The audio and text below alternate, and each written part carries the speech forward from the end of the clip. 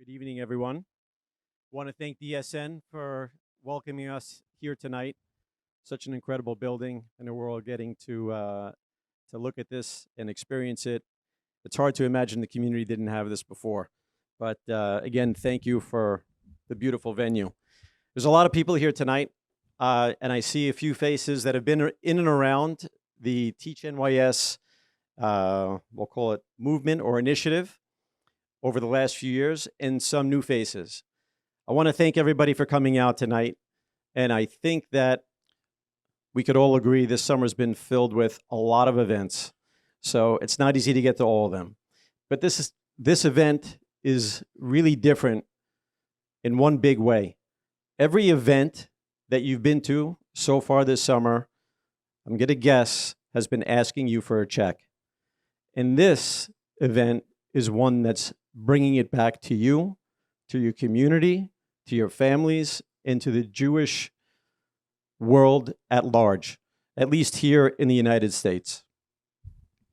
So we're here to hear about a solution to one of the largest issues which is facing the Jewish community. And that, of course, is the cost of yeshiva tuition. It's burden on the families financially, emotionally, and it's real. I just want to put this into perspective. The way it was explained to the way someone kind of commented to me at a wedding not too long ago. We're sitting at a wedding, looking around the room, a lot of familiar faces, and they said, "You think everybody in here is related to someone at Flatbush, Magen David, Hillel, in YDE, the community schools?" So, yeah, of course. I said, "Well, do you realize that the people in this room, every year, them or someone in their family is spending over $100 million every single year in post-tax dollars? Do you realize that that's coming out of our community? If we could ever solve this issue, think of what that money could do in terms of helping the families that need it, where it's very hard for them to part with it. Those that do have it and are good looking to give it to charity, imagine where else they could be giving that money for charity and how many other causes that that could help." So Teach NYS and Teach NJ and Teach Florida really all fall under the OU. I'll tell you that I've had the privilege of being around this from the beginning. What I mean by that is about 10 years ago, we were sitting together. It was a Sephardic Community Federation meeting. And David Greenfield, who at the time was the executive director, said, "You know what, I have an idea. There's a $10 million program out there that could benefit all the New York State schools and the private schools. If we could just get $250,000 together and get it behind it, I bet we could run an effective campaign." It was actually in Ronnie Towell's house. Ronnie, thank you for being here tonight. And we went out, made the phone calls, raised the money, ran the campaign, and it passed. And we were so excited. $10 million is a lot of money. If I told anybody here you could invest $250 for $10 million, would have a line, right? Would have a line from here out the door. Wouldn't be able to hold them in the building. Then we started doing the math. 10 million divided by 150,000 private school yeshiva students. That means we got $66 per child. And that, nobody's changing their lifestyle, and that's not making even a rounding error in the tuition bills. But it was a proof of concept, and it worked. So what we did in the coming years is we invested more. And we started working with other professionals and lobbyists, and then we get a phone call from the OU. Maury, at the time, was there with some of the other leadership, and they said, "We like what you're doing. We want to buy the organization." We said, "You don't have to buy it. We'll give it to you. Just come in, let's talk about it." And they explained to us that the little OU that we see on everything from Coca-Cola to the potato chips and everything else that's in our homes is an advocacy organization. They take all the money that they make with that little OU and they roll it back into things that they think are important for the Jewish community at large. And they identified, not surprisingly, that yeshiva, the cost of yeshiva tuition, is the number one issue facing Jewish communities. and that we have to do something about it. So they started investing in it. We, as even lay leaders of organizations, are pulled in a lot of different directions with our day lives, with our day jobs, with our own families, with our own children. The OU has an incredible organization in place, and what they did is they were able to build upon the concept that we just spoke about, to the tune of today, our yeshivot are getting $40 million a year from the state. I'm talking about New York, yeshivot in New York, New Jersey, all of our community schools. What you're going to hear about tonight, and what you started hearing about in some of the marketing and some of the videos, is that as meaningful as that is, and that is meaningful to be sitting at a budget meeting and seeing a $4 or $5 or $6 million line item in some particular years coming into the yeshiva, as meaningful as that is, what Teach FL has done in Florida is attainable here too.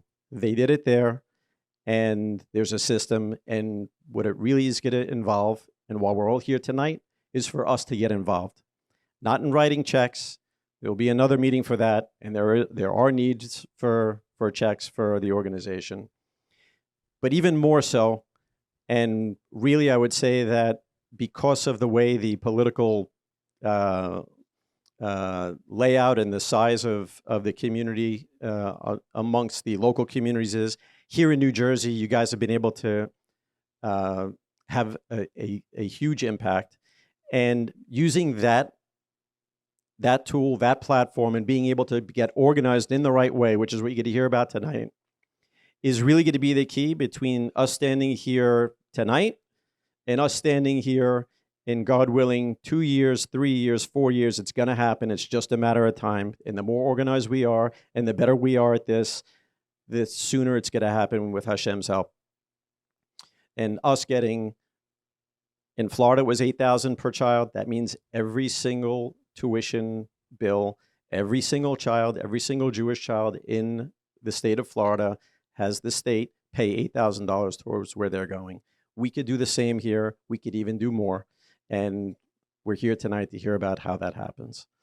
I'd like to welcome up tonight Rabbi Meir Yedid to address us. Not only is he of course, rabbi of the community, serving the whole community, but of course an educator as well in YDE. And Rabbi, if we could please ask you to say a few words. Thank you, Jack. Good evening to everybody here. B'shut Rabbi, Kahal Kadosh. I think that tonight and the event is really an event that speaks for itself. There's really no need for even someone like me to get up and say anything. But sometimes even the obvious is not so obvious, and there might be things that we could fill in. Just first want to thank all those who are involved in making tonight happen and really making it happen every day. The team, Maury and everybody else, and Jack and whoever's involved. This is a difficult job, especially because it goes unnoticed.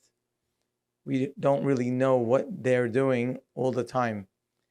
And we only get to see the results down the line, and very often we don't even realize sometimes some of the benefits that we get is directly coming or indirectly from their work. So thank you for all that you do. Just a few simple points. I think it's very clear to all of us that the Jewish people, since the beginning of time, the beginning of the Jewish time, have been obsessed with education more than any nation in the world. It's been our love, and we've all felt that responsibility for the little, smallest child. And that's why we're blessed. And that, as we all know, is the blessing of our community. There are so many things to look at in our community, but there's nothing greater than the fact that almost 100% of our children go to yeshivot. That's keeping us together. It's keeping us united. It's keeping us above many of the Jewish communities in the world that are struggling to understand how our model is working for us. I get phone calls at least 2-3 times a year from communities around the world trying to figure out how is it that we have all these kids in the right schools? How did we open so many schools for each type of child? That's what is the blessing in our community. That's where it's coming from. Today, more than ever, I don't know if there's been a time in history where Jewish education has been more necessary and needed. As we all know, the street isn't what it used to be. Education isn't what it used to be. So if we had to do 50 years ago to open a school, today we have to make it much better. Each generation has their responsibility. Generations before us had no schools. They had no shuls. They had no centers like this. They needed to build things from nothing. We come into the community and we are the recipients of so much kindness that has been done for us. We pray in buildings we didn't build. And we teach in schools that we didn't think of. And we have so much benefit from so many organizations. But guess what? Every generation has its responsibility. Our responsibility is to advance the education. It's to make it better, to make it more competitive, to have nicer buildings, to have better teachers, better programs. We need money for all of that. Besides helping the families, as Jack mentioned, which is obvious how many people are struggling just worrying about that envelope that comes to their door. They don't even want to open it. I know people that don't open that envelope. They just leave it. They don't want to see what's inside. The numbers are way beyond their means. Besides that, it's obvious. But what about that we need to improve the institutions that are there already? Yes, they've been built for us, but we need to build them further. It's a different world today. New technology is needed, new type of teachers, new education to be state of the art in many ways. We need this money. We need this program. I just want to end off with you with a Torah message, as I think all of us realize that this and many things in life, as we know, need siyata d'shmaya. In order to succeed, we have to put in the best effort that we can. Prayer is not enough. We need to put in the best effort, and the best effort depends on the situation, what that effort is. And then we got to ask for help. But we can't ask for help until we put the best effort. And I'd like to share with you something that the Hida wrote. The Hida was one of the great Sfaradi rabbis of the last few hundred years. He has, I don't know if people know, that every day a person is supposed to remember 10 things. If you see it after Shahrit in Sidurim, you'll find 10 things a person is supposed to remember every day. So the Hida wrote a tefillah for each one of those things. So while you remember them, he wrote a prayer that basically connects to that thing that you remember. So for example, when he talks about remembering the exodus from Egypt, Yetziat Mitzrayim, he writes a tefillah, Hashem, please help us, that we should be redeemed also in our daily struggles. When he talks about the man, to remember the man, he writes a prayer, Hashem, help us, just like they got food, Hashem help us have parnasa. When it comes to remembering Matan Torah, that event that we had at Har Sinai, you have to remember that. What prayer does the Hida write? He writes, Hashem, just like the Jewish people were united together by Har Sinai, let's get united together. Help us become one unit. Could you imagine? What would you think the prayer should be when it came to remember Matan Torah? Learning Torah, keeping the Torah. But yet, the Hida understood that Matan Torah doesn't exist. All the values of the Torah are not going to come together unless we come together. That is the only condition Hashem wanted from us by Har Sinai, is that we should become one unit. With that unity, we will get the Torah and many more things that we need in life. Like it says, Ke'ish ehad belev ehad. Am Yisrael was like one heart, one person. I know everybody's heard that before, but I'm not sure if you heard. What does it mean? Ish ehad, one man, lev ehad, one heart. Is that the same thing? Is that a repetition? Is there a unique message here? Well, there is. You see, sometimes in life, you can go into business, for example, where you work together with your partner. You have ish ehad. You are working like one man. One is doing buying, one is doing selling, one is taking care of the warehouse, one is taking care of the accounting. It's ish ehad because we're all working as one person, but it's not lev ehad.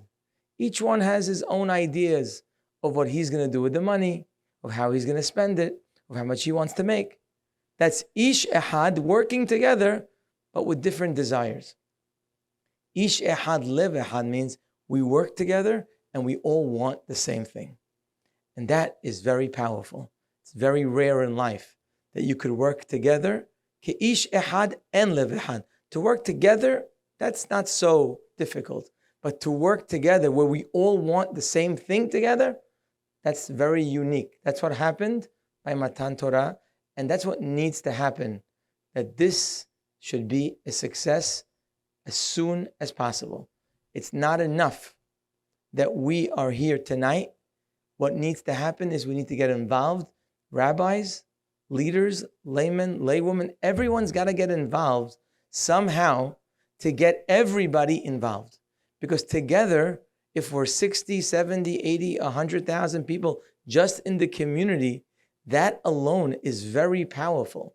But it has no power unless we are ish ehad, lev ehad. It's a very unique cause. I don't know if in your lifetime and my lifetime we will have many opportunities to do an ish ehad, lev ehad. And this is that opportunity. So, like I said, I hope to be a part of it. I hope to be able to help just galvanize more people, because together we can do so much. And the most important thing we can do together is bring Hashem's blessing into our lives and bring us all the needs that we have, the needs that we need in order to produce a great person, a great family, and a great community. Thank you again. You should be matzliach, be'ezrat Hashem. Thank you very much, Rebbe Yedid. And thank you to Jack Carey. Didn't get an introduction for all of his work and his volunteerism as well. My name is Maury Litwack, and I run the National Teach Network, which spans now 7 states and represents 90% of the yeshiva world around the country. 6 months ago, I was at a simcha for a close friend of mine, and it was for his daughter. He just had a baby, and his eyes were welled up with tears. And I said, "Oh, this is great, tears of joy." I went over to him and I said, what's happening? And it was anxiety. It was anxiety. You could feel it. And he told me he was anxious because this is his 3rd child and he didn't know how he was going to be able to afford tuition. That it was a bracha, but he didn't know. Anxiety. 1 week later, when I gave a speech like this, a grandfather, came up to me and said, "Tuition crisis? I've liquidated my retirement savings in order to pay for my grandchildren. I've liquidated my retirement savings." Every person here has a story like this. Every single person. You're either telling the story at your Shabbat table, you're sharing it with your spouse, we're murmuring about it, or we're thinking about it. Tonight, we're presenting a solution. A solution that is about direct aid into the hands of parents. A solution that is about government funding. A solution that can help make our schools, our yeshivot, better, safer, and more affordable. And it's not theoretical. You're going to hear tonight, it's not theoretical. It's happening. It's happening in places like Pennsylvania, blue states, and in Florida, like Jack mentioned. It's not theoretical. The idea of government funding is not a new idea. We know it's not a new idea because in Eretz Yisrael, every time someone makes Aliyah, what's the first thing they talk about? Not paying tuition. Tuition's gone. You talk to people in Europe, the United Kingdom, other countries. They don't talk about a tuition crisis because the government in those countries pays for both public and private school education. Only in America is there a tuition crisis. Only do we have meetings like this because the government has decided with its great unfairness that our children are not worth their time. Only in America. But our parents and our grandparents have been working on this for a long time. It's not news. In the 1950s, after the Holocaust, yeshivot in America, like Rabbi Yadid talked about, we fight for them despite the Holocaust, despite what happened. We fight to bring life and to build our systems. And there were 10,000 yeshiva kids in all of America in the 1950s. And it was working. But in the 1960s, there were 75,000 yeshiva students. 75,000. People started getting worried. And they said, we need to pay for it. Maybe the government is an answer. And incredible leaders and rabbanim and individuals, you can read volumes, books about them, went out there and they lobbied people like President Lyndon Baines Johnson, LBJ, who was talking about education for all Americans. And what about our kids? And Senator Robert F. Kennedy. And individuals you may know because they were fighting in the 1960s and they were successful. They got transportation, the busing that takes our kids to school and other services for our kids, critical things.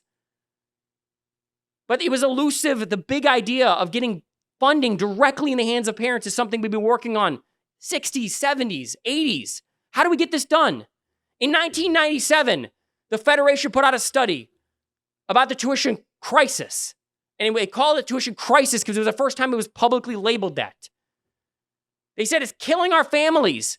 It's seared into my brain, the study, because I've read it. And it sounds so familiar. It says two things. Number one is it's pricing out families from giving their kids an education, a Jewish education.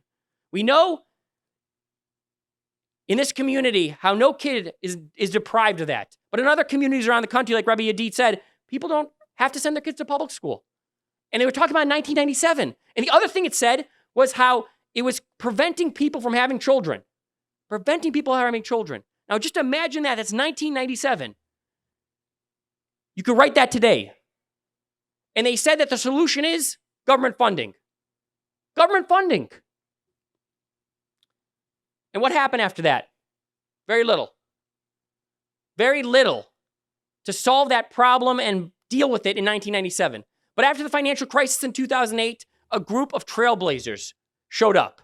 Members of the SY community. People in Brooklyn and people in Deal. And I'm just going to mention a couple because they're literally right in the front row. People like Sammy Sacca in Deal and people like Jack Carey. Individuals around the room, and there's a lot of them, so I apologize, but they're right. They sat in the front in the sand, and I got to mention them. So those people who were with us from the beginning. And they said, you know what we want to do? We want to do what AIPAC does, and the AARP, and the NRA. We want to do what they do. What do they do? What's special about those three organizations? They're single-issue advocacy organizations. The AARP fights for seniors and only seniors. AIPAC fights for Israel and only Israel. And the NRA fights for gun owners and only that. Where was that for Jewish education? Where was that for the yeshivot? These trailblazers created that organization and said, we're going to create a single-issue advocacy organization. Very bold move that had never been done before. What do you do in politics if you decide we're going to go in ambitious and do this? For those who don't understand politics, politics is one rule, very one rule. And here's the rule, and you'll hopefully remember. It's a very simple rule. If you're not at the table, you're on the menu. That's it. If you're not at the table, you're on the menu. That's how politics works. Very simple idea. Let me give you an example of this. I live in North Jersey, and my roads are very bumpy on my block. 2 blocks over, they're paved beautifully. I've been to the parks in Brooklyn. I like the parks in the Bronx better. I think they're better parks in that borough. The taxes are higher in the city than they are in Nassau County. What's the difference between all these things? There's a limited budget, a limited pie that has to be divided, policy and money. And those who fight for it and are at the table are there. And on my block, they didn't fight to remove the speed bump, the potholes, I don't even know what to call them, the craters. They didn't do anything to do that. So their issue got eaten while others ate. That's politics. This is the world that they arrived at, these trailblazers, to say, okay, how do we do this? And what happens when you're trying to come to a table? We're all invited to Shabbat. A lot of it's to our friends, but maybe you don't know the area. How do you come to a table for the very first time? You need directions. So these individuals went out and they hired people who knew the directions. They hired lobbyists. Lobbyists know the halls of power, and they find the best lobbyists. Lobbyists who represented Uber at the time, and casinos, and business, and yeshivot. Literally, you could see and yeshivot. All of a sudden, they had to learn about yeshivot and introduce us to the individuals who were serving the food. What else do you do when you're trying to eat at the table? I'll tell you what you do. I'll tell you what you don't do. What you don't do, and we all have this, is I have 4 kids and my wife, and imagine a situation where I'm going to a new family, and my wife says, oh, I don't feel like going. Or 2 of my kids say, I'm not going. I say, what do you mean? We have to go. So now it's me walking with one kid's back, screaming, whatever it is. I show up, and they're like, where's everybody else? I don't know. Achdut, unity. In Trenton and Albany, they don't care what kind of kippah I wear. They don't care about SY versus J-Dub. They don't care, conservative, modern Orthodox, yeshivish, Hasidish. They don't care and know these things. They do know that if we don't show up together as a family, it means something. So we organize, and if you see this invitation, it's every yeshiva represented, which is a big deal to bring everyone together when you're at the table. And finally, when we got to the table with our family and we're sitting there, there's 2 kinds of people at the table. There's individuals that say, hey, there's someone at the table. Let's give them something to eat. And there's individuals who say, we're not giving you anything. Separation of church and state. I don't agree with you. I don't believe in it, etc. And what do you do then? What did these trailblazers do when they were starting to teach? What did they do? Well, you have 2 choices. You can ignore them and just go along your way, or you can respond. And those who are giving you something, they responded and publicly thanked them, because most of us don't know who our elected officials are. How many people here know who their local and state and assembly and city council members are? Raise their hands. How many people can name them? Probably one of the biggest groups ever, and I think those are 12 hands. And then there's other individuals who we aren't going to thank, who said, no, you don't deserve that. And so we went out publicly and we said, this is unfair, and we named names. I'm not getting fed. It's not fair. And we did this with Governor Christie. We did this with Mayor de Blasio and a lot of other politicians around the country. And there's a reason why I don't get invited to that many Hanukkah parties anymore. But it was effective. It worked. For example, in New York, they gave us $9 a kid in security funding. And we were through the moon. They gave us $9 a kid. $25 a kid in security funding in New Jersey. Because when we were at the table, we saw they were giving money to public school kids and charter school kids after all the terrible school shootings in the country. And we said, what about our kids? And they gave us something. And we said, wow, that's something. Something. An appetizer. Something. And then it continued. My daughter needs more help in the classroom. I have another child who has other needs in the classroom. When I lived in Maryland, I have to pay out of pocket for that. In New Jersey, because of the work of Teach New Jersey, I don't have to pay for that. In New York, we literally have people who help our kids to learn to read and services and everything because of the work that was being done there. And so finally, we're getting appetizers. And then we got a bowl of soup, a little bigger meal. For example, there was a big push being made to provide STEM education for every single kid in New York and New Jersey, because the Amazon jobs and the Google jobs and the Facebook jobs pay a lot more money than other jobs. You need to be trained and educated in that. And so in New York, we generated $250 million in funding, $250 million in funding from scratch for this. And in New Jersey, we created a program where public school teachers leave the school day at 2:30 and they go and they teach after school programs, other programs in yeshivot all over New Jersey, in Teaneck, in Lakewood, here, Hillel, Elon, free teachers. Last year, as Jack mentioned, we generated $40 million annually for our yeshivot in Deal and in Brooklyn. Just your yeshivot, even more for the rest of the community. Do you know what kind of endowment you would have to create in order to generate a $40 million return? I'll tell you. You'd have to raise $300 million a year to generate $40 million. Government funding is the largest contributor to yeshiva education in New York and New Jersey by a mile. The largest. Because it's the only outside government dollars coming into our community. The only one. The only dollars you don't have to raise. But we're not here for appetizers. We're not here for soup. I'm hungry. I want steak. I'm hungry. I like a good steak. I'm tired of our elected officials saying that we'll get around to you. I'm tired of our elected officials saying that we're not a priority or they don't agree.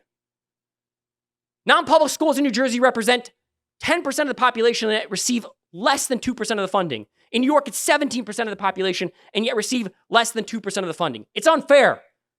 But factors are changing. The world is moving at an unbelievable speed around us. 3 years ago, something called COVID happened, and the world was shook because schools closed down, and America and the press woke up to the fact that people were not educated for a year and a half. Detrimental. And so they said, this is crazy. What are we doing? Private school, public school. They started thinking.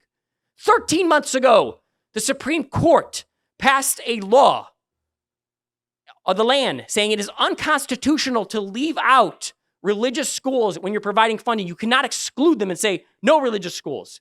It's wrong. You can't exclude them. We have the moral authority of the Supreme Court now as well. And finally, as Jack mentioned, 3 months ago, Teach Florida passed into law a bill to provide $8,000 per child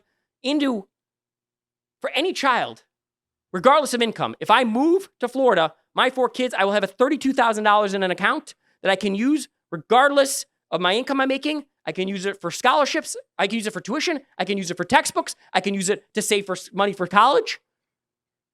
Game changer. Absolute game changer. I got an email, a text I got a text from a group of Venezuelan parents who literally said that if it's true, they're going to move their kids from public school into a yeshiva. And it's happening. Schools are building up there. People are moving there, relocating. And it happened in Pennsylvania, like I mentioned as well. First, there was an income cap. Now they're proposing universal income in a blue state. But don't take my word for it. I'm going to come back up here in a second, but I want you to hear from a parent. I want you to hear from a parent from Florida who got on a flight just to speak to you tonight and is going on a flight back tomorrow because of the impact this work has had on her life and her friends and family. Ladies and gentlemen, Audrey Mayman. Thank you. I'd like to begin with a question. Other than Hashem, is there anyone more important in our lives than our children? Wouldn't we be willing to sacrifice absolutely anything for them to be connected to our Jewish heritage and traditions? I believe that every parent here, at least, would agree. And yet, a majority of Jewish children are not exposed to a Jewish education because it is simply unaffordable. Thanks to Teach Florida and the expansion of state scholarships in my home state of Florida, many families are now able to choose a Jewish school for their children's education. I myself have 4 children, all of whom attend a yeshiva day school in Miami Beach. When I immigrated from Canada, I wanted my children to go to a school similar to the one I had attended back in Montreal. A school that felt like a second home, where the friends you made became your family, where you felt safe and valued, and where Judaism was proudly integrated into every aspect of the day. Soon after I arrived in Miami, I found the perfect Jewish day school for my children. But then I was faced with a huge dilemma, a truly gut-wrenching dilemma. The school had a stellar reputation, a loving and talented staff, a mixture of excellent Jewish and secular education. But could I afford to send my children there? The answer was no. I could not. And not because we weren't trying hard enough. My husband and I both work very hard. We stretch ourselves financially to make Jewish day school education a reality for our children. We skimp on vacations. We look for the absolute best deal on anything we need to buy. And we waited 17 years before being able to own our first home. As is often the case, hardworking middle-class families like mine are already barely able to make ends meet. When you add an ever-increasing tuition cost to the mix, it makes a day school education seem almost impossible. And that is where Teach Florida comes in. Were it not for Florida's state-funded scholarships that provide families like mine around $8,000 per child to attend the school of their choice, I would not have had the ability to give a Jewish education to my children. And it's not just me. Thousands of Jewish children in Florida are receiving these scholarships. Our schools are full and have wait lists. Families are switching from public schools to yeshivot because of these scholarships. That being said, Florida should not be the only state where parents can benefit from school choice and tuition scholarships to alleviate the burden of the tuition crisis for middle-class families. Let me just wrap up my remarks with one of my favorite stories, which is taken from Midrash. A group of people are on a boat, traveling together. One of the passengers takes out a drill and starts to bore a hole into the bottom of the boat, right under his seat. Another passenger notices what is going on, starts to panic, and begs the man to stop. The man, drill in hand, answers back, "Why do you care? I paid for my seat and I can do what I want with it. I'm drilling a hole under my seat, not yours." The other passenger replies, "Don't you understand? If you drill a hole under your seat, the water will rush in and flood the whole boat and we will all drown." What is this midrash trying to teach us? One person's actions, whether for the good or the bad, have ramifications for the community as a whole.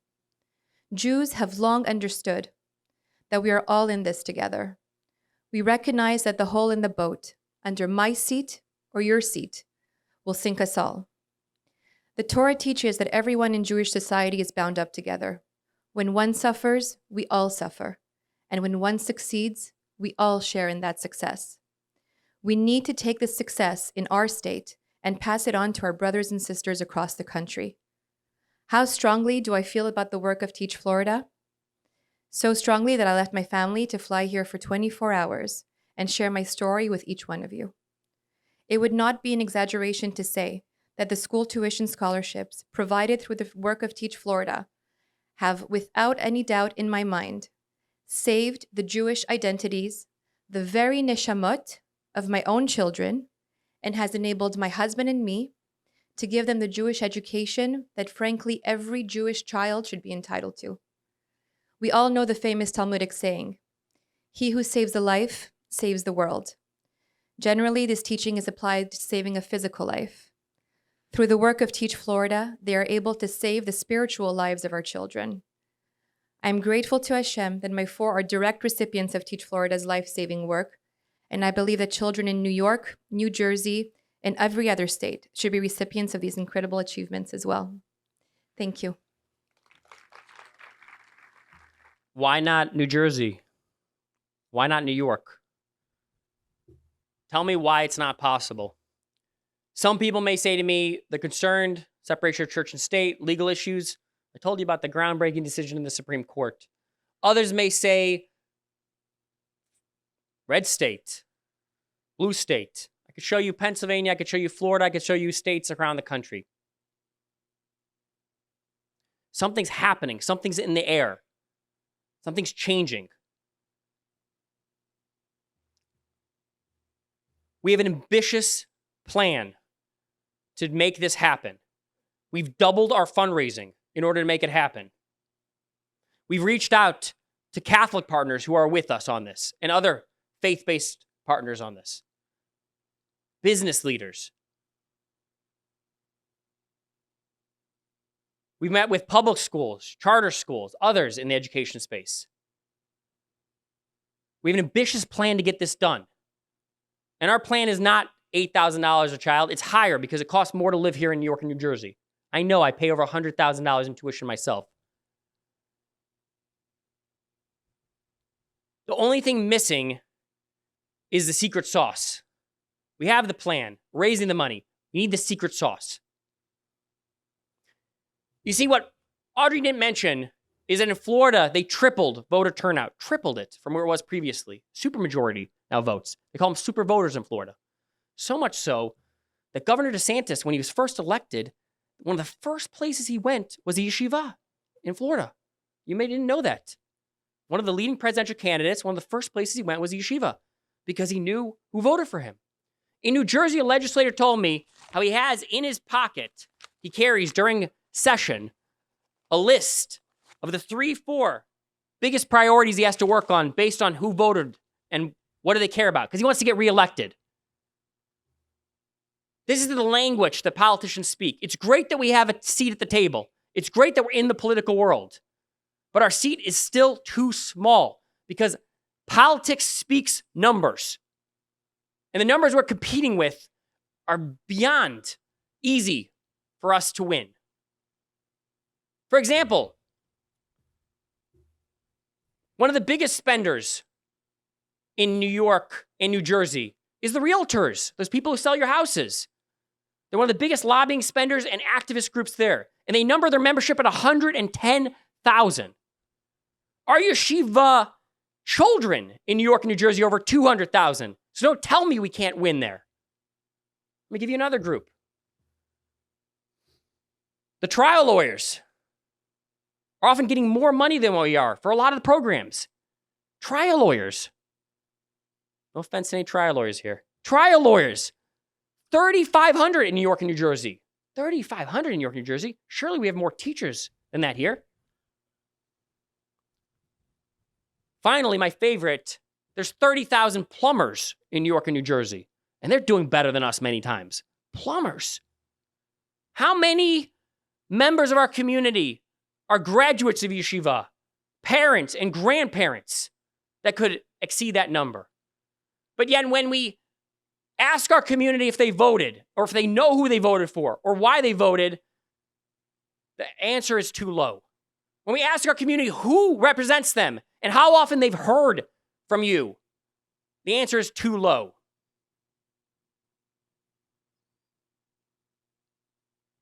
But they're hearing from plumbers. They're hearing from trial attorneys. They're hearing from realtors, but not our community the way we need it to. We're sending Teach NJ and Teach NYS into the treacherous world of politics, the treacherous waters of politics, to compete with other big boats, other big individuals with numbers, and people fill like cruise ships full of people. And we're sending them in with a creaky rowboat. Maybe. A lot of times it feels like we're sending this advocacy organization in with a guy with floaties on, hoping he swims and competes with everybody else. Jewish education is a multi-billion enterprise that's the lifeblood of our kids. And this is how we're treating it, because we're not voting, because we're not active and saying to our politicians, am I on your list? We could change that tonight. You're about to hear from a speaker who's going to tell you what you can do.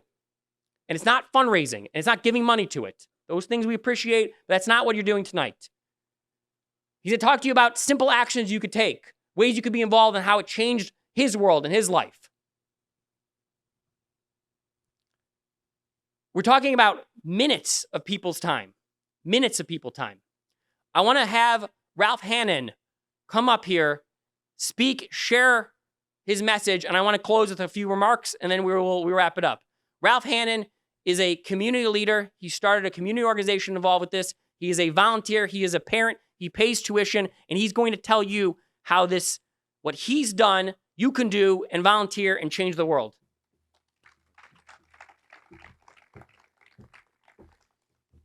Good evening. I'm Ralph Hannon, president of the Community Federation of New Jersey, which we founded in order to advocate on behalf of our community's institutions, most notably and most importantly, for school tuition reduction, state-funded school tuition reduction.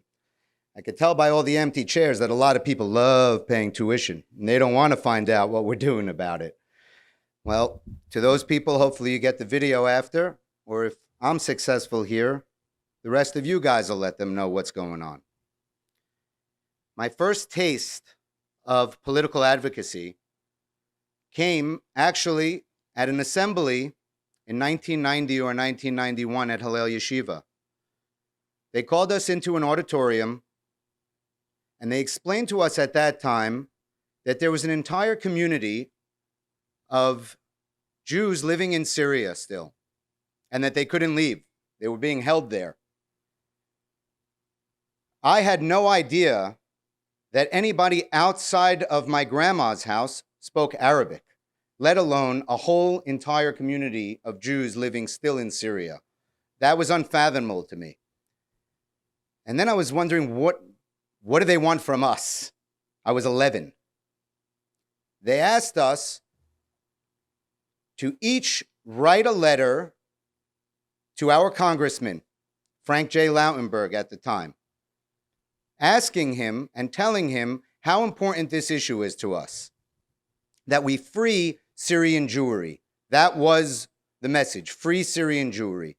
We had brochures and pins and a whole bunch of stuff. But the most important thing that we got from that was that we went back and we wrote our letters. And I'm sure that the kids in Magen David and Flatbush, if you remember, you probably did it also. We weren't the only reason that they actually freed those Jews. There was obviously a lot of other high-level political advocacy, a lot of dollars exchanged, a lot of wheeling and dealing done. But I guarantee you, we didn't hurt the effort.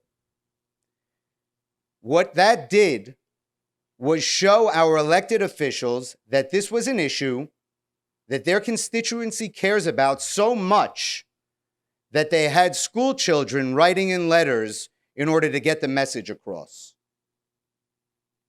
We were successful. We brought the community here. We were effective. And we brought families here that are flourishing today. That was 30 years ago. 30 years ago. The second taste that I had of political advocacy came in my last year living in Brooklyn when I got my tuition bill. And like Rabbi Yedid said, we put off opening that envelope. And then when I opened it, I turned to Danielle. I said, I'm not going to show you what's inside. Pack your bags, we're moving to Deal. And we came. And the first phone call that I made when I moved to Deal was to Sammy Saka. And I said, Sammy, tell me what I can do. I want to do something because it doesn't seem like we're doing enough. And Sammy gave me an opportunity, invited me to his office, he introduced me to Maury, and he said, get to work. That was 8 years ago. We're still here every single day showing up to work. Myself, Sammy, Ike, Maury, and countless others in communities just like ours, not just in this state or in New York, but around the country. What we've managed to do in the 8 years sometimes doesn't get publicized. And maybe that's our fault, so part of what I'm here to do is lift that veil. We daily are on the phone with politicians, with our legislators, every single day, finding out what they need. Most of my discussions with politicians aren't even telling them what we need. It's asking them what we can do for them. The number one answer that always comes back, you would think, is money. And we get that one, and we come up with it. But the number one thing that the politicians need are votes. Votes are more valuable currency to a legislator than any dollar. because you could have more money than anyone in the world. But if they don't put your name in that ballot box, you're not the guy. You're just a guy with a lot of money who just lost. We hold the currency. We are the voters. Now, you can say, what does that one vote do? What does that one vote do? And if every single person here says that and nobody votes, it doesn't get anything done. But Jack talked about proving a concept. This past May, Ocean Township had a local election.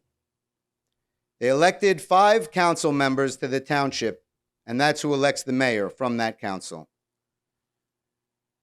10% of Ocean Township's population typically shows up for a local election like this. There's 30,000 people, maybe they get 3,000 to show up. The Syrian community typically was under 10% of the 10%. It was pitiful. This past May, thanks to the efforts of a lot of very hardworking individuals, many are here, working on a grassroots level, including high school kids, we worked tirelessly to get the message out, to get everybody registered who lived in Ocean Township and who was eligible, to get people in their families to get registered if they were eligible, if they were away, to get their mail-in ballots in time. We swung the election by we were 30% of the vote, of the entire vote. There were council members who weren't going to be elected. They did not have a shot if we didn't show up. How do I know? Because every one of them called me the next day to thank me. Every one of them. And then something else happened. I got a phone call from our senator, Vin Gopal. He wasn't running, and he thanked me, and he said, these guys didn't get it without your community.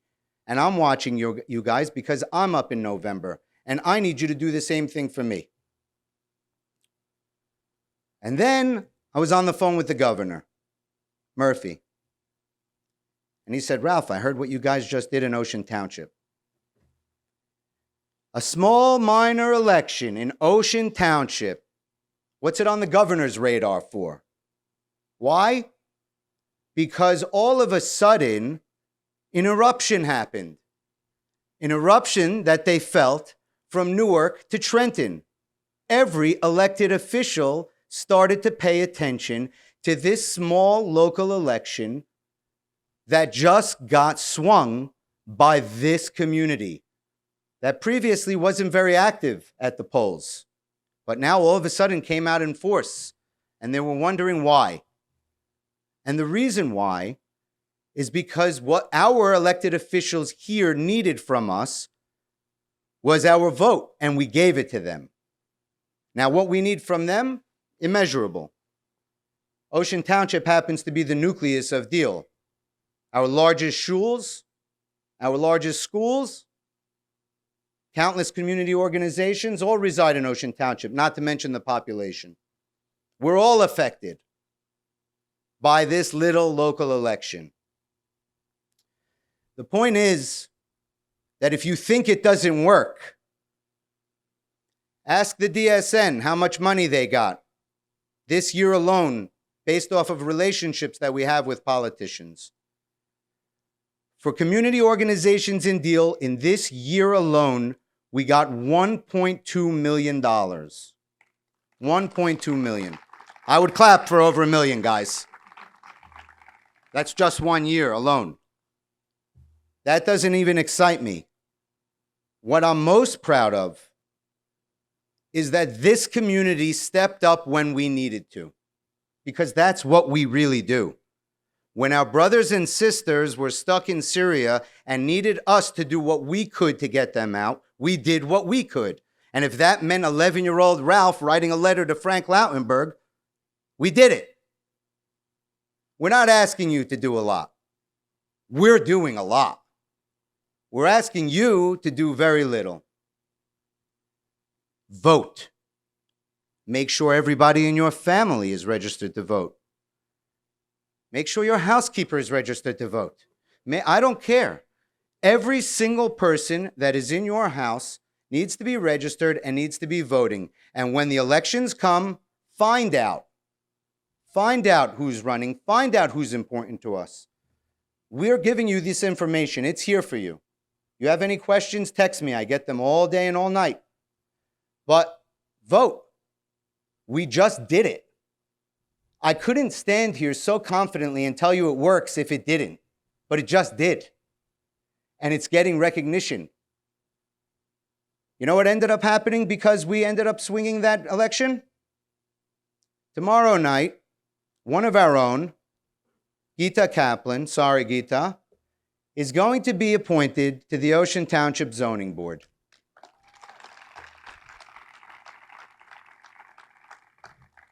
Maybe one day mayor. The point is that it works. And we have a goal. We have a plan. And as you know, we have all the relationships that we need with all these elected officials. But those relationships don't mean anything if we can't keep them in power. So we need to vote. We need to ask for what they need. And we need to give them what we need to ask them for what we need. And we'll get it. We'll get it. Because that's how it works. Like Maury said, if you're not at the table, he says you're on the menu. I say you're what's for dinner. Because they eat you alive. And we're not going to let that happen. Are we? Pathetic. Are we? No. Because we don't want to be paying these tuitions for the rest of our lives. This is an unsustainable issue, what we have. This is the single destroyer of the future of our community. This building was built to preserve the future of the community. But by every single non-action, every single non-vote, you're working to destroy it. You don't realize, and it's not your fault, I understand. But that's what this is about. This is about educating you guys. This is about letting you know that the power is in your hands and it's greater than you could ever imagine. Do you want to wield it? That's up to you. I think if you're here, you do. Now, make sure that the guy next to you, make sure that your parents, make sure that your niece, make sure that your son-in-law, make sure that every single person that you know in this community is registered and voting. That's step one. That's step one. Everybody always wants the end game. You want the 8,000. I got it. Florida got the 8,000 because they took step 1, 2, 3, 4. We're at step 1, guys. But we're going to do it. This is not doom and gloom. This is not, oh no, poor us. This is chazak. We have the strength. Achdut. We're together. And if we have together, they can't take us apart. It's impossible. If this is what we want, let's go and get it. In order to get involved, sign up today. We're registering voters. We're registering people to join the Teach Coalition. Get involved. Start doing something. 1-to-1. 1-to-1. And I guarantee you we'll get to 2 and to 3 and to 4. Do the hishtadlut. Like Rabbi Yedid said, do the work. Leave the miracles up to Hashem. All right? We got this. Can we put the QR codes up on the screen and let everybody scan this code on your phone right now while we're here? And let's get this sucker done, boys and girls and rabbis and everyone. I want to pretend that we have like Ralph Hannons all over the country. We just do not. That's one of a kind. Look, you have the QR code here. You have an ability to do this. I just want to make a final plea, if I could. Very simple. This is a very simple proposition we're asking people to do. There's an advocacy vehicle called the Teach Action Fund, which is literally a vehicle that'll help you to remember to vote. It'll help inform you on candidates and issues. It'll help you keep invested in what your elected officials are saying and how they're saying it, and you can respond to them and you can deal with it like all those other advocacy groups we're talking about. We're only asking for a few minutes of your time, a minute to vote, a minute to remind your friends, etc. There's gradations here. There's levels here. If you like what you're hearing, the minimum is signing up. That's the absolute minimum. If you feel like you want to do more than that, we need people who are going to meet with their elected officials. If you feel like you want to contribute to it, great, you can contribute to it. if you feel like you want to lead the effort and be a Ralph Hannon and go do that, we need your help in doing that. Call him. But it's things like reminding your 10 and 15 members of your block to vote, reminding them to show up and knock on the door of the elected officials. But I want to conclude with the following. Things are happening much faster than you think they may happen, okay? The pie is getting smaller. Last year, because we weren't at the table as much as we could, the New York and New Jersey politicians proposed $700 million in Hollywood film and TV tax credits. Double the amount of money they gave to non-public schools. Double. Netflix and HBO did better than your local yeshiva. Ridiculous. Ridiculous. How much are they going to eat next year of us? How much? People are moving to Florida. People are moving to Florida. If New Jersey passes it, people are going to move from New York to New Jersey. If New York passes it first, people are going to move from New Jersey to New York. It's happening. And finally, just think of your descendants, of your children and grandchildren. They're going to ask you, how did you solve one of the biggest issues in the community? How are you a hero? And you're going to look back at them, down at them, and you're going to say, it was simple actions, like showing up at the DSN Beach Club. Simple actions like signing up. Simple actions like voting. Simple actions like asking where were 10, 15, 100 other people here to fill these seats. That changed the world forever. That removed one of the greatest crises and issues in our community forever. And resolved it. That's it. Now, I wasn't going to do this, but I was asked by many people. I'm happy to take a few questions, just so because people usually have a few questions. So if there are 3 questions, I'm happy to take 3 questions, and then we're going to wrap the program up. And my staff's available, and Ralph's available, and Jack's available, and others are available. Is there anybody who has any questions they want to ask from the audience? Do we have another mic, or we don't? Check. We have another mic. We have a mic. Let's take the mic. Katie, can you take the mic? Anybody have a question? Put your hand up. If you don't, that's awesome. It'll be the first event. Any questions? We're good. I don't think I see any questions. One back here. It would be not a Jewish event if there are no questions. Thank you. Yes. Just a quick question. How long did it take your initiative in Florida, I guess, to come full circle? So everything has gradations. So in I would say that the Universal Scholarship Program was over the last 2 years, because there was a scholarship program before that had been worked on previously. So I would say that campaign from our side and the advocacy of it was over the last 2 years. So for example, we ramped it up big time this year, brought a jet to Tallahassee full of people.